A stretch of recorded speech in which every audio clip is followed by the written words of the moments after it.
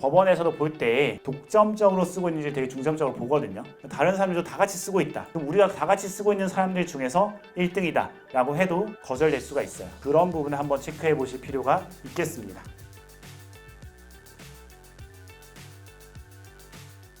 여기 보시는 상표 중에서 유명성이 인정이 안 된 거, 사용의 식별이 인정이 안 된 게 딱 하나 있습니다. 해운대가 익숙하지 않으신 분들은 해운대 암소갈비를 고르신 분도 있는데 더푸샵입니다. 더푸샵이 인정이 안 됐고요.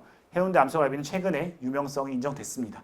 매장이 해운대 한 개밖에 없는데도 인정이 돼서 나름 되게 유의미한 결과였어요. 왜냐하면 매장은 하나지만 오랫동안 영업했고 최근에는 어떤 특정 지역에서만 영업을 하더라도 워낙 그게 SNS라든지 유튜브를 타고 되게 빨리 퍼지고 많이 잘 퍼지기 때문에 충분히 유명성을 전국적으로 인정할 수 있다라는 그런 문구가 설치된 판결이거든요. 그래서 좀 유의미한 판결이고 이런 거 할 때는 여러분들께서 조금 이제 주의하셔야 되는 부분은 실제로 내가 열심히 사용한 그 상표, 그거랑 유사한 상표 말고요. 그 상표를 출원해야 되고요. 그리고 실제로 사용한 상품으로 한정해야 됩니다. 다른 상품이 껴있으면 안 됩니다.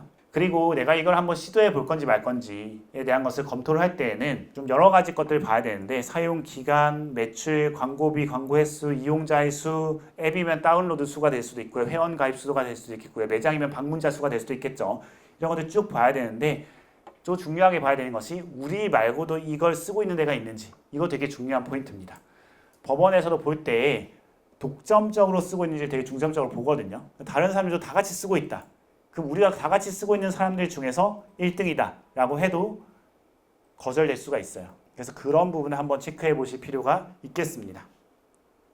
제가 실제 진행해서 사용의 식별 인정받았던 사건 두 가지를 보여드리면 하나는 중고나라고 하나는 피자몰인데요.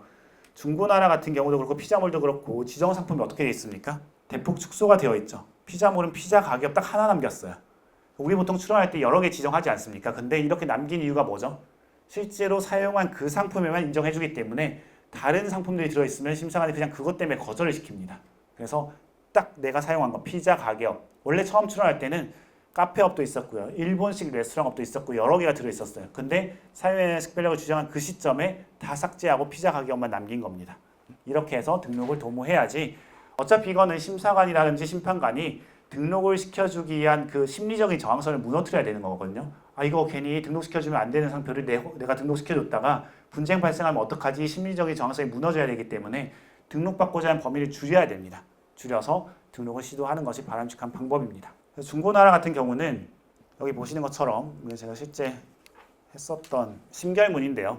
중고나라는 되게 유명한 건 맞는 것 같은데 저희가 처음에 이거 계획을 짤 때 중고나라 그 대표님이랑 저랑 그 플랜을 짤 때 우리의 위크 포인트는 뭐였냐면은 인터넷에 중고나라 카페가 다른 게 좀 있었어요. 우리 말고 다른 게 좀 있었습니다.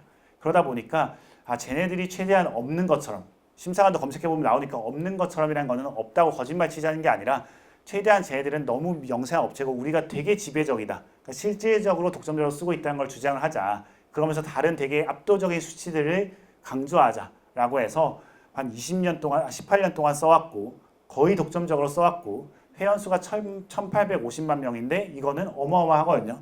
회원수 2위가 레몬테라스인데 레몬테라스가 그 당시에 한 900만 명 정도 됐기 때문에 거의 2배예요. 1, 2위가 2배 차이가 났었고요. 얘는 어떨까요? 가입했다가 탈퇴한 사람이 많았다. 탈퇴를 거의 매월 몇천 명인가 만 명인가 이렇게 하고 있더라고요. 이게 많은 거는 도움이 되나요? 안 되나요? 도움이 되죠. 도움이 되는 요소죠. 왜냐하면 이거는 사람들이 알고 있냐를 얘기하는 거지 부정적인 감정을 가지고 탈퇴했냐가 중요한 게 아니야. 탈퇴수도 알잖아요. 그렇죠? 중고나라를.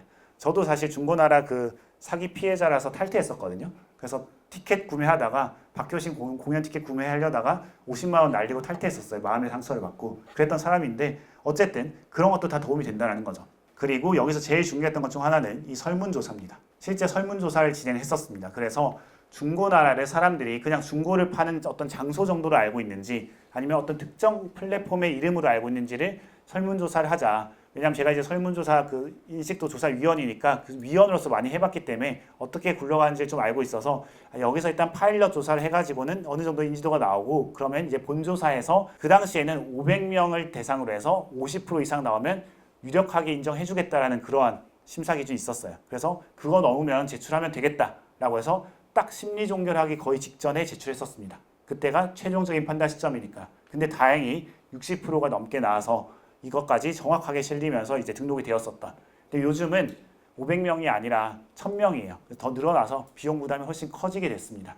그 500명 할 때 비용 한 얼마 정도 들었을 것 같나요? 해보신 분 있으신가요? 설문조사?